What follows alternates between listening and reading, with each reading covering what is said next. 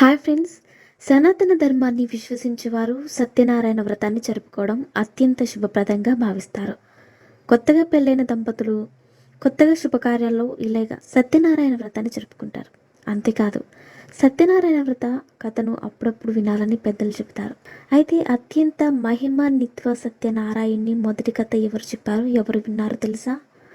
శ్రీమద్ భగవత్ మహాపురాణం స్కంద పురాణం ప్రకారం సృష్టి లయకారుడైన శివుడు ఈ సత్యనారాయణ వ్రత కథను మొదలు చెప్పాడు.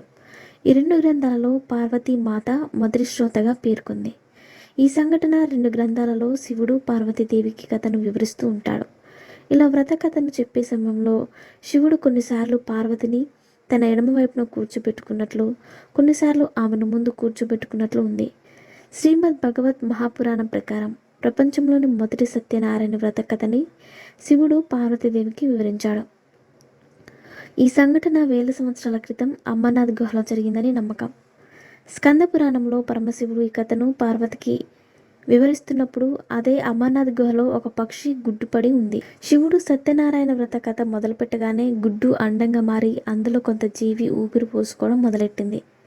యాదృచ్ఛికంగా ఆ సమయంలోనే బలమైన గాలులు వీచాయి. ఈ గుడ్డు గాలిలో ఎగిరి గంగోత్రి సమీపంలోని కృష్ణ ద్వైపాయన వ్యాస్ ఆశ్రమానికి చేరుకుంది.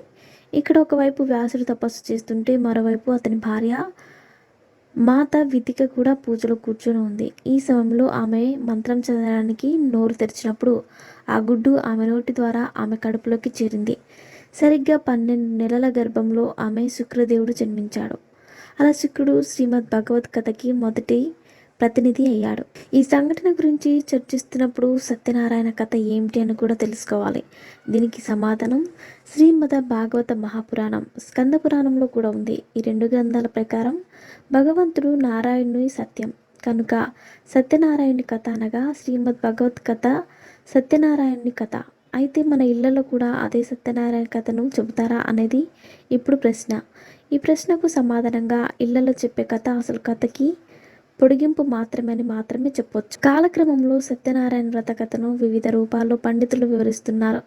అయితే అసలు శ్రీమద భాగవత కథలో దీని గొప్పతనాన్ని గురించిన వర్ణన కానీ, ఏ దేవత స్థుతి కానీ, పూజ విధానం కానీ ఇవ్వలేదు.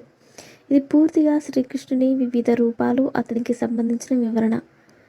ఈ కథను చదివి విని తెలుసుకున్న తర్వాత మనిషి మనసులో మృత్యుభయం తొలగిపోయి అహంకారం నశించి సులభంగా మోక్షం లభిస్తుందని నమ్మకం.